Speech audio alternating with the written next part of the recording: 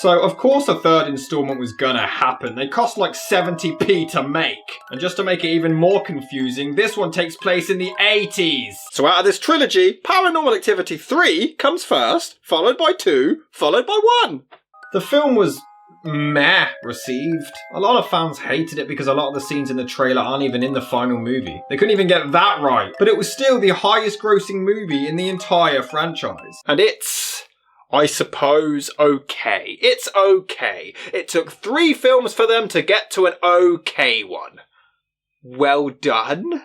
It tells the story of Katie and Christy from the previous films as kids in 1988. See, in present day, they have some old videotapes stolen. You know, that wasn't mentioned in the first 2 movies for some reason. Oh, but look! It has unused footage, so that's automatically clever! Why would they not mention that the home videos were stolen? Their dad has immigrated to the moon or something, but their mum has a boyfriend called Dennis, who looks like Ben Savage had a baby with Tom Green. Of course, Christy gains an imaginary friend called Toby, so Dennis starts recording everything. You get the idea. Paranormal shit starts to happen until they relocate to the grandmothers, but they're a part of some cult. I don't know, don't question it. It's easier if you don't. Alright. Oh, and the first 2 films claim there was a house fire when they were kids, and we even see the photo being taken in this movie, but no fire ever takes place because it was in a deleted scene. It's in the trailer. Let's just delete this movie that's alluded to in the past 2 films and is vital to the story, and it's in the trailer. Let's just cut it out. These movies can't do anything right. Did you see that? The chair moved between shots! Whoa! Now, I will give it credit here. We get this long, dragged-out scene of him wandering the house hearing noises, and it's Teddy Ruxpin! Okay, that genuinely is creepy as hell. 10 minutes in, and it's already the scariest one! One of the kids stands here for a while, and admittedly, it is a pretty good jump scare, but my question is, why is she even standing there like that? Mate, your kid is creepy as hell! Put her into care! But of course, it wouldn't be a Paranormal Activity movie without someone trying to convince their missus to make a sex tape! Dude, will you stop with the jump scares? We've had like 3 in the past 15 minutes. But then we get an earthquake. Well, that's new. But remember how annoying the stubborn skeptic was in the last film? Well, here they do the complete opposite. Look, there is nothing there, and he is clutching at so many straws believing this is a ghost. Oh my god, it's a ghost! There's no other explanation! Then someone else is convinced it's a ghost. Brilliant, I'm watching 2 idiots. Hey, I want to talk to you. Oh, sorry. Oh, sorry. You mind if I set up a couple cameras around the house? So why were you filming before this then? Yes, Toby is phased and he's gonna be gone in a couple weeks. I know it. How many hours of footage do you have? It's a job, man. I got 2 cameras, 6 hours each, 12 hours.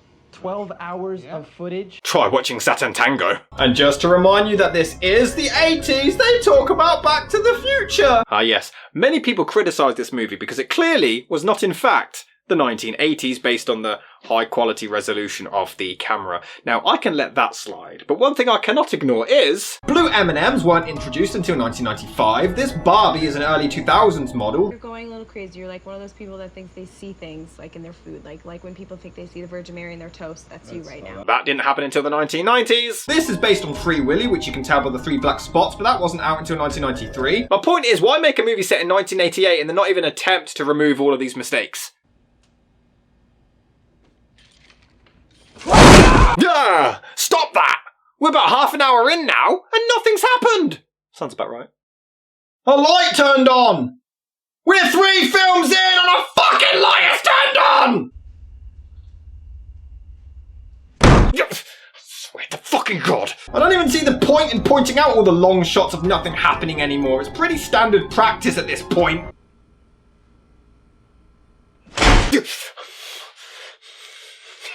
Walking on thin ice film. That's great. You're doing really good. Really well. Why do I care? I do love the rotating camera though. It pans around to show the entire room and it's a clever way to build suspense. Hey, they at least tried something new. But yeah, this is what little girls do at 4 AM. Run downstairs and climb up tables. Oh hey, remember this? It was always at the foot of my bed. It was never at the foot of her bed, but she did see it. So why in this film is the ghost haunting her sister and not her? I mean, Christy is the one with the imaginary friend. This film can't even get its own bullshit right.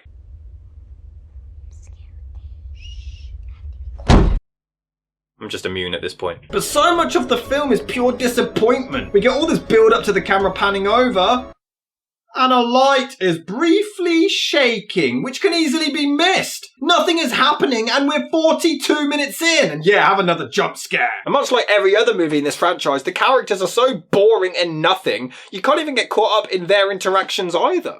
Actually, no, that's a lie. Dennis is actually really likeable. He pals around with the kids and genuinely cares about them, so that's one character I hope doesn't get mauled by Casper. But to its credit, Katie does go looking for her sister's mate Toby gets locked in the cupboard. That is actually terrifying. I mean, it's been done to death before, and it's only terrifying because it's a child, but shut up, it works. But then we get Teddy Ruxpin's face. Looks like he saw how many sequels this crap got.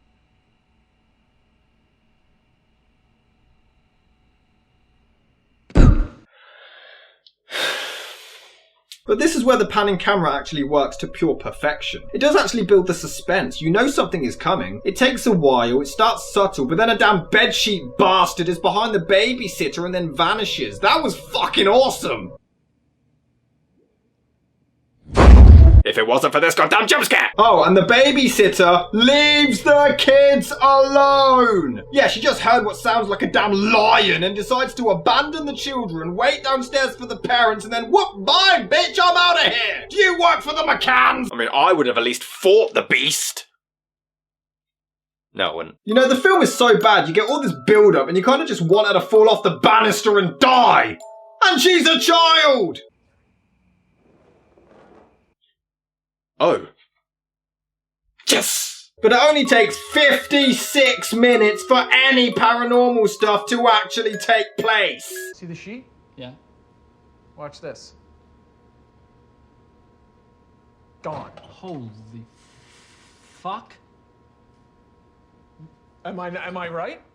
Holy Did you see that? fuck.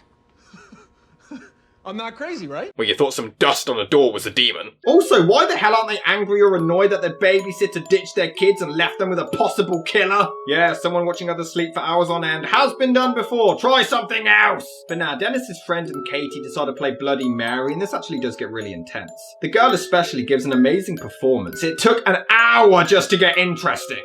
It's okay. It's okay. I don't want to. So you're fine. You're fine. You're fine. I'm fine. Who else is fine?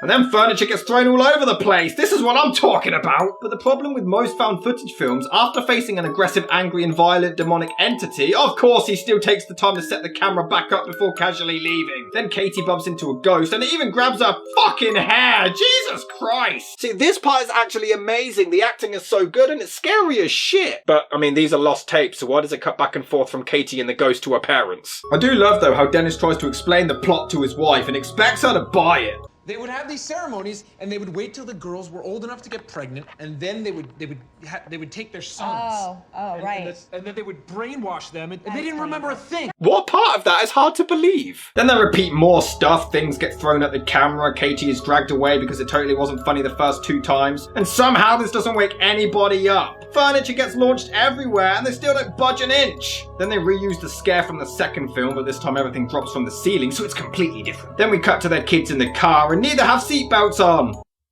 These parents are amazing. Oh my god. She's so loud.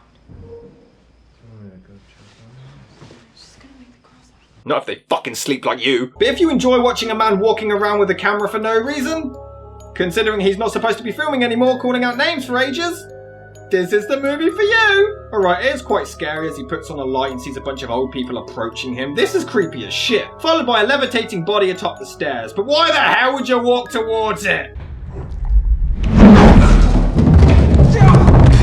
Deserved it. And like I say, Dennis is brilliant. He literally risks his own life for the kids, unlike the damn babysitter. So close to being perfect. I also love how he doesn't even question where Katie is. He finds Christy and just tries to leave with her, but just so happens to stumble on her sister. Then Katie turns into a demon, which looks awesome, but then you get another jump scare before Dennis literally gets folded in half, which looks really nasty. The problem with this film is simply it doesn't really answer any questions from the previous movies. In fact, it leaves even more questions. Sure, the film has its moments. The last third isn't actually too bad. It has some truly frightening moments, it retreads a lot of material, but also tries out some new things as well. Dennis is the only likeable character, and the acting all around is fantastic, but the first two films built up this deal with the demon that the grandmother made and all of this stuff that would affect Hunter in the future, and none of that is answered or touched upon here, and it's based on their grandmother. What the hell, movie? It's the best one of the series so far, but that's like comparing the shit stain in my underwear to the shit stain in my bed! I should probably change my bed sheets. And this series needs to end.